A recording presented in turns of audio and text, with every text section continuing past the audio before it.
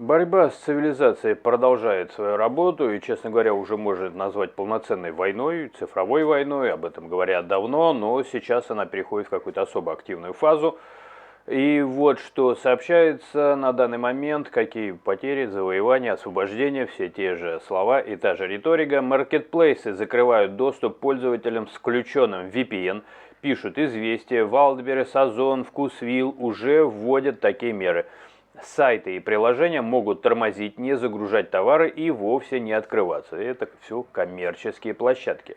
Как они сами-то к этому относятся? Но они принимают правила игры, потому что я, по крайней мере, скажу так, основываясь на своих цитатах и своих словах, никогда они не были ни бизнесом, ничем. Это были протолкнуты, чьи-то бенефициары, чьи-то соучастники, какие-то деятели, которые занимали нишу, когда людям надо, современность, технологии, цифровизация, может что-то заказать удаленно. Естественно, туда проталкивают какого-нибудь, там, не знаю, под покровительством Кадырова, либо еще под чьим-то покровительством каких-то деятелей, которые двух слов-то связать не могут, но они крайне успешные торговцы товарами через онлайн-площадки. Почему вокруг этих валберсов нет, причем который валберс попадается и на стрельбе с трупами, и на складах находит контрафакт совершенно адского масштаба. Одно слово, мигранты, опять же, нелегалы, там просто ими все залеплено. И это все на фоне после крокуса, усиления, и на них словно с гуся вода. Никаким образом это не действует. Все очень просто, потому что называется хозяин один, играющий в какое-то изображение какой-то деятельности, какого-то свободного бизнеса. Никакой он не свободный, сегодня этот сам бизнес убивает свой фундамент. Ну, не убивает, наверное, они прекрасно себя чувствуют, им пофигу, потому что будет создан какой-то внутренний интернет или еще что-то. Самое главное, что у них альтернативы нет. Почему? Потому что нет свободного рынка. Но это мое мнение, немножко имхо добавил, уж извините. Тем не менее, факт такой остается, что туда невозможно зайти с VPN. Заходите без VPN туда, видимо, ну и вообще, а куда еще заходить? Это дополняется также еще фактами, которые публикуются, что люди массово жалуются на сбой в работе госуслуг.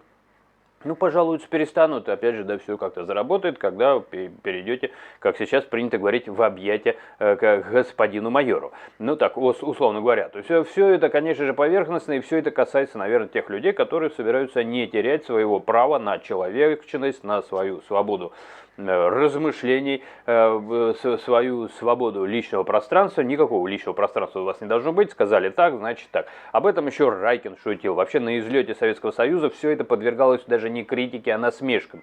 Да? Я, как и все мои товарищи, стойте, встал, там, сядьте, сел, да, вот к чему пытаются приучить. Но и Советский Союз не смог к этому приучить на излете, то самое брежневское время, это когда уже было понятно, что какие-то костные попытки, то есть самое такое омертвелое, от него пытались отказываться, потому что оно не работает. И парадокс в том, что сейчас я наблюдаю, что именно это омертвелое пытаются втянуть. Хочется сказать, оно тогда не работало, оно и сейчас не заработает, хотя, не знаю, время покажет. Тем не менее, госуслуги тоже жалуются россияне. Из разных районов у пользователей не работают сайты приложений. Я думаю, что это временно. Суть игры заключается в том, чтобы была не цифровизация, а была полное, не знаю, отсутствие индивидуальности. Об этом Греф еще говорил. Нельзя давать людям самоидентифицироваться. Настолько точен он в своих формулировках, настолько он мне нравится и поражает тем, что вся вот эта машина, она даже не скрывает своих целей. Просто если все это немножко растянуто во времени, эти высказывания, в какой-то момент приходит секунда уже финальных точек, уже точки, не знаю, кипения, либо закручивания болтов уже до состояния, наверное, срыва резьбы. Вот когда сорвет эту резьбу, причем выражение почти жаргонное, да, у народа. Посмотрим, чем это закончится. Впрочем, не знаю, будем посмотреть, на данный момент скорее больше любопытно. Если любопытно вам тоже, пишите со своей стороны, как вы все это видите. Может быть, где-то сгущаю краски, но я сгущаю их, конечно же, отталкиваясь от своей точки зрения, потому что если мне здесь завернут болты, я поеду туда, где они развернуты. И поэтому люди, которые пытаются использовать современные технологии как инструменты для того, чтобы вам же давать информацию, если тематика по информации, да, это какой-то информирующий канал, новостной почти или около новостной. Просто я не буду это терпеть. Я просто уйду. И уходят, и уходят. У них слово «лучшее» крутится на языке, но получится, что себя хвалю. Ну хорошо, я пусть буду не лучше, но лучшее уходит. И я уж, по крайней мере, этот процесс наблюдаю. Мое мнение такое, свое пишите, опять же, да, у меня мнения не запрещены. Ваше право на ваше размышление, на вашу точку зрения. Будете хамить, конечно же, сразу в бан, коммунисты у меня запрещены, ну, это человекоеды.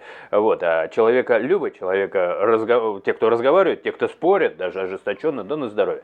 Но аргументированно, все как и должно быть среди людей. То есть у меня не люди отсекаются. Так, чтобы было понятно, то есть баны некоторые происходят, чистка, конечно же, комментариев, то есть высказывайтесь вежливо. Но у нас, когда я учился на излете Советского Союза, у нас было такое выражение, что вообще эффект имеет, но это для умственно полноценных, для неполноценных я не знаю, это надо туда, где все эти решения принимаются.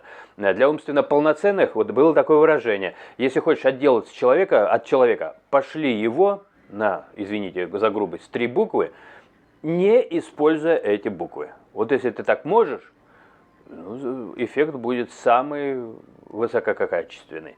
На самом деле это всегда срабатывало, сколько не проверял. То есть не хамство, не пошел ты, да ты дурак, да ты не прав, да вообще ты ненормальный. Вот этого не должно быть.